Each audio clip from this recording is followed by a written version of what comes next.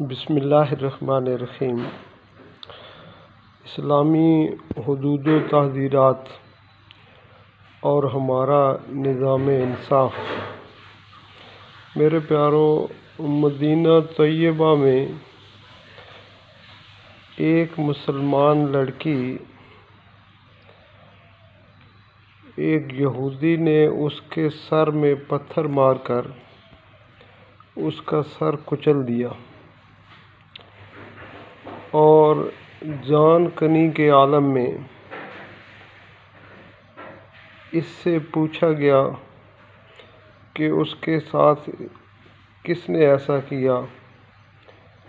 اگرچہ وہ بول نہیں سکتی تھی، لیکن جب اس کے سامنے بہت سارے لوگوں کا نام لیا گیا تو اس یہودی کا جب نام آیا جس نے یہ فعل کیا تھا، تو اس لڑکی نے اثبات میں سر ہلایا اور اس کے بعد وہ لڑکی دنیا سے چلی گئی۔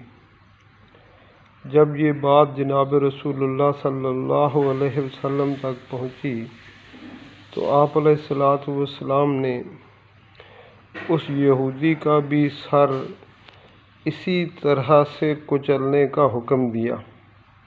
میرے پیارو، یہ تو ہے اسلام کہ جب کسی کے ساتھ کوئی ظلم کیا جائے تو بدلے میں ویسے ہی اس کا بدلہ لیا جائے۔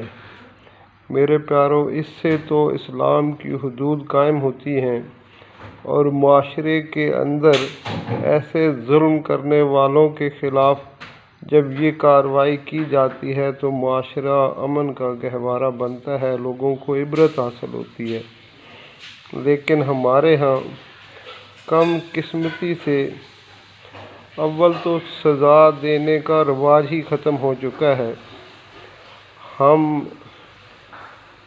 سود اور ادھار کے چکر میں ایسے پڑے ہیں کہ جب بھی ادھار کی نئی قسط لینی ہوتی ہے تو سب سے پہلے اسلام کو تختہ مشق بنایا جاتا ہے کہ فلاں فلاں کام تم نے نہیں کرنے اور فلاں فلاں کاموں کو رواج دینا ہے۔ جیسے ہمارے ہاں روزانہ کی بنیاد پر بے شمار لوگ قتل کیے جا رہے ہیں، لیکن اس کے جواب میں شاید ہی کسی کو پھانسی لگائی جاتی ہو۔ اسی طرح سے بعض نازیبا کاموں کو رواج دیا جا رہا ہے، جیسے قرض دینے والے پہلے یہ شرط رکھتے ہیں کہ تم نے میرا جسم اور میری مرضی ایسے پروگراموں کو اپنے ملک میں چلانا ہے اور ان پر کوئی قدغن نہیں لگا سکتے۔ میرے پیارو، جہاں اللہ کی حدود قائم ہوتی ہیں وہاں پر 40 روز تک اللہ کی رحمت نازل ہوتی ہے، اور جہاں اللہ کی حدود پامال کی جاتی ہیں وہاں اللہ سبحانہ و تعالیٰ اپنا غصہ اور غضب نازل فرماتے ہیں۔